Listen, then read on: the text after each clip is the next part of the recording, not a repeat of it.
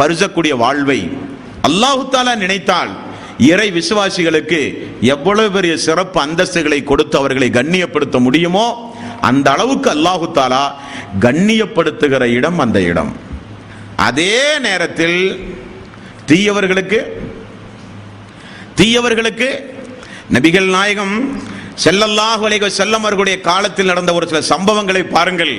அங்கு நல்லவர்களுக்கு எப்படி சுப செய்தியாக பறந்து விரிந்த ஒரு விசாலமான ஒரு வீடாக சொர்க்கத்துடைய காற்றுகளை எல்லாம் அனுபவித்துக் கொண்டு சொர்க்கத்துடைய வாசல் திறக்கப்பட்டு சொர்க்கம் காலையிலும் மாலையிலும் காண்பிக்கப்பட்டு துணைக்கு ஒரு ஆளையும் அல்லாஹு தஆலா அமர்த்தி சாந்தி சமாதானம் சொல்லி நற்செய்தி சொல்லி அந்த பூமியும் அவருக்கு ஏற்றவாறெல்லாம் அவருக்கு வசப்பட்டு சந்தோஷமாக கியாம நாள் வரை நல்லவர்களுக்கு அல்லாஹு தஆலா அந்த வாய்ப்பை ஏற்படுத்தி கொடுக்கிறானோ அதே போல அந்த இடத்தில் மிக மோசமான தண்டனைக்குரிய இடம் என்றும் ரசூலுல்லாஹி ஸல்லல்லாஹு அலைஹி வஸல்லம் அவர்கள் கூறுகிறார்கள். முஸ்லிம் என்கிற நபிமொழி தொகுப்பில் 1025 1027 இரண்டு நபிமொழிகளையும் பாருங்கள். ரசூலுல்லாஹி ஸல்லல்லாஹு அலைஹி வஸல்லம் அவர்களுக்கு ஆரம்ப கட்டத்தில் இந்த கபரில் வேதனை நடப்பதை அல்லாஹு தஆலா அறிவித்து கொடுக்காத ஒரு நேரம் இப்பொழுது நான் சொல்ல போகிற ஒரு நேரம். ஒரு யூத பெண்மணி ஆயிஷா ரலியல்லாஹு அன்ஹா அவர்களிடத்தில் வந்து சவக்குழியில் வேதனை அளிக்கப்படும் என்று ஒரு யூத பெண்மணி ஆயிஷா அவர்களிடத்தில் வந்து சொல்லுகிறார்கள். சொல்லுகிற நேரத்தில் ரசூலுல்லாஹி ஸல்லல்லாஹு அலைஹி வஸல்லம் வீட்டுக்குள் வருகிறார்கள். வந்து பார்த்தால் சவக்குழியில் வேதனை செய்யப்படுகிறோம் என்று யூத பெண்மணி சொல்லுகிறாள்.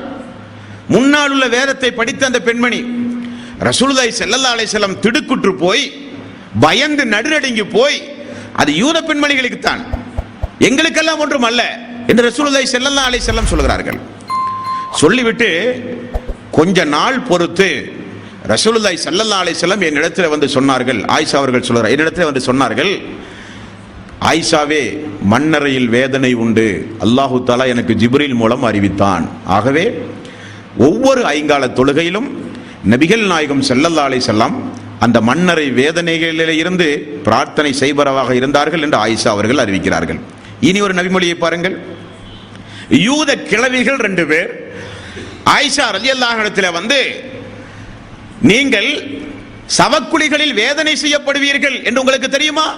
உடனே ஆயிஷா அவர்கள், எனக்கு இதெல்லாம் மனதுக்கு ஏற்பதாக தெரியவில்லை, இதெல்லாம் மறுமையில் தானே தண்டனை, அதான சவக்குழியில் வேதனை. உடனே ரசூலுல்லாஹி ஸல்லல்லாஹு அலைஹி வஸல்லம் வந்தார்கள். நான் கேட்டேன், அல்லாஹ்வுடைய ரசூல் சொன்னார்கள், ஆமாம் உண்மைதான், வேதனை செய்யப்படும் என்று அல்லாஹ்வுடைய ரசூல் சொல்லி அதற்கு பிறகு தொழுகையில் அல்லாஹும்ம இன்னி அஊது பிக்க மின் அதாபில் கபர், அல்லாஹ்வே கபருடைய வேதனையிலே இருந்து எங்களை நீ காப்பாற்று என்பதை ரசூலுல்லாஹி ஸல்லல்லாஹு அலைஹி வஸல்லம் தொழுகையில் ஓதுவதை கடமையாக்கினார்கள் என்று முஸ்லிம் என்கிற நபிமொழி தொகுப்பில் 5503வது நபிமொழியாக பார்க்கலாம், 1028வது நபிமொழியாகவும் பார்க்கலாம். கபரில் வேதனைகள் உண்டு. ஒரு நாள் ரசூலுல்லாஹி ஸல்லல்லாஹு அலைஹி வஸல்லம் தோழர்களோடு சேர்ந்து ஒரு நாள் பயணம் செய்து கொண்டிருந்த நேரம் கழுதையின் மீது ஏறி அந்த கழுதை ஒரு கபருக்கு அருகில் வந்தவுடனே ரசூலுல்லாஹி ஸல்லல்லாஹு அலைஹி வஸல்லம் எங்கே கீழே விழுந்து விடுவார்களோ என நினைக்கக்கூடிய அளவுக்கு அது துடிதுடித்து ஓட ஆரம்பித்தது. ஒரு 2-3 தினங்களுக்கு முன்னால் நாம் பார்த்தோம், மண்ணறையினுடைய வேதனை, கெட்டடியார்களுடைய வேதனை, அவர்கள் போடுகிற சப்தம் எல்லாம் மனித ஜின்ஜினங்களை தவிர எல்லா உயிரினங்களுக்கும் அல்லாஹு தஆலா கேட்கும்படி செய்திருக்கிறான். கழுதை ஓட ஆரம்பித்தது. ரசூலுல்லாஹி ஸல்லல்லாஹு அலைஹி வஸல்லம் கீழே விழுந்து விடுவாரோ என்று நாங்கள் எண்ணினோம்.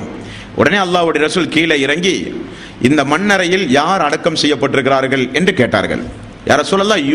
யூதர்கள் அடக்கம் செய்யப்பட்டிருக்கிறார்கள். உடனே நபிகள் நாயகம் ஸல்லல்லாஹு அலைஹி வஸல்லம் அவர்கள் சொன்னார்கள், அவர்கள் வேதனை செய்யப்பட்டு கொண்டிருக்கிறார்கள். நான் அந்த வேதனையை நான் எப்படி உணர்கிறேனோ அதே போல நீங்களும் உணர வேண்டும் என்று அல்லாஹ்விடத்திலே நான் பிரார்த்தனை செய்திருப்பேன். ஏன் செய்யவில்லை தெரியுமா? அப்படி நீங்கள் அந்த அவர்களுடைய அலறல் சப்தத்தை, வேதனை தாங்க முடியாமல் அவர்கள் போடுகிற அந்த சப்தத்தை நீங்கள் எல்லாம் கேட்க ஆரம்பித்தால் யாராவது மரணித்தால் கொண்டு போய் அடக்கவே மாட்டீர்கள். ஆகவே நான் அல்லாஹ்விடத்தில் அந்த துஆ செய்யவில்லை. அப்படிப்பட்ட கொடூரமான இடம் அந்த இடம். ஆகவே நீங்கள் குழப்பத்திலே இருந்து துஆ செய்யுங்கள், மன்னரை வேதனையிலே இருந்து துஆ செய்யுங்கள், தஜ்ஜாலுடைய குழப்பத்திலே இருந்து துஆ செய்யுங்கள் என்று நபிகள் நாயகம் ஸல்லல்லாஹு அலைஹி வஸல்லம் அவர்கள் சொன்ன செய்தி முஸ்லிமில் 5503வது நபிமொழி. நபிகள் நாயகம் ஸல்லல்லாஹு அலைஹி வஸல்லம் ஒரு நாள் பள்ளியில் அந்த மன்னரையில் நடக்கக்கூடிய அந்த அதாபுகளை பற்றி, வேதனைகளை பற்றி, கொடுமைகளை பற்றி, சித்திரவதைகளை பற்றி ரசூலுல்லாஹி ஸல்லல்லாஹு அலைஹி வஸல்லம் ஒரு நாள் சஹாபாக்கள் மத்தியிலே சொல்லிவிட்டார்கள். வஹி வந்த பிறகு எல்லா சஹாபாக்களும் மஸ்ஜிது நபவி குலுங்குகிற அளவுக்கு சஹாபாக்கள் கதறி கதறி அழுதார்களாம். அஸ்மா ரலியல்லாஹு அன்ஹா அவர்கள் சொல்கிறார்கள், வெளியே வந்து நான் பார்த்தேன், சஹாபாக்கள் எல்லாம் அழுது கொண்டிருந்தார்கள். அல்லாஹ்வுடைய ரசூல் பேச்சை முடித்த நிலையில் இருந்தார்.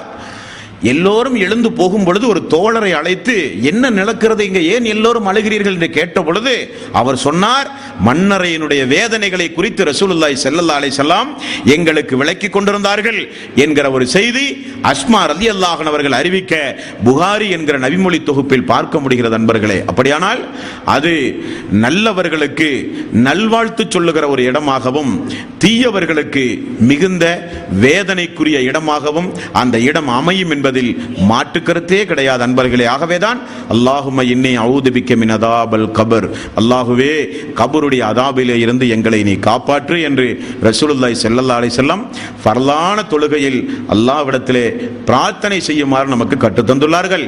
புனிதமிக்க இந்த ரமலானுடைய மாதத்தில் நாம் ஒவ்வொருவரும் அந்த கபருடைய வேதனைகளிலே இருந்து பிரார்த்தனை செய்ய நாம் கடமைப்பட்டிருக்கிறோம். இதற்கு முன்னால் நமக்கு முன்னால் மரணித்து போன, ஏகத்துவத்தை பின்பற்றி வாழ்ந்து மரணித்து போன அவர்களுடைய மன்னரை வாழ்வுக்காக வேண்டியும் நாம் நம்முடைய துஆவில் அந்த சகோதர சகோதரிகளையும் இணைத்துக் கொள்வது நம்முடைய கடமை. அல்லாஹுவே அவருடைய பாவங்களை ஆலங்கட்டி நீரால் கழுவி நீ தூய்மைப்படுத்திய அல்லாஹ், கபரை விசாலமாக்கி கொடு யா அல்லாஹ், சொர்க்கத்து காற்றை வீச செய்து சொர்க்கத்து ஆடை அணிவிப்பதாக சொன்னாயே அந்த அந்தஸ்துகளை எல்லாம் அவருக்கு வழங்கியா அல்லாஹ், அவருக்கு அழகான தோற்றத்தை உடைய ஒரு மனிதனை நல்லமல் செய்த அந்த மனிதனை அந்த மனிதனுக்கு அந்த அழகான தோற்றத்தை உடைய ஒரு அடியானை பாதுகாப்பாக வைப்பதாக சொன்னாயே அந்த ஏற்பாட்டையும் அவருக்கு நீ செய்து கொடு யா அல்லாஹ். எங்களுக்கு முன்னால் வாழ்ந்து மரணித்து போன, ஏகத்துவத்தை பின்பற்றி மார்க்கத்திற்காக வேண்டி பாடுபட்ட எல்லோருக்கும் அந்த வாய்ப்பை கொடு யா அல்லாஹ் என்று துஆ செய்ய கடமைப்பட்டிருக்கிறோம்.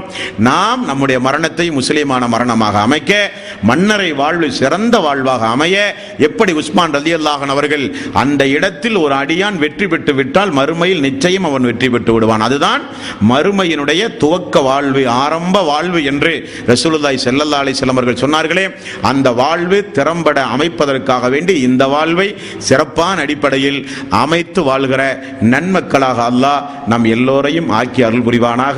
இன்ஷா அல்லாஹ் நாளைய தினம் கெட்டடியார்கள் அங்கு படக்கூடிய அதாபுகள், கஷ்டங்கள், துன்பங்கள், வேதனைகள் என்ன என்பதையும், எந்தெந்த குற்றங்களுக்கு என்னென்ன தண்டனைகள் கொடுக்கப்படுகிறது என்பதையும் இன்ஷா அல்லாஹ் நாளைய தினம் பார்ப்போம்.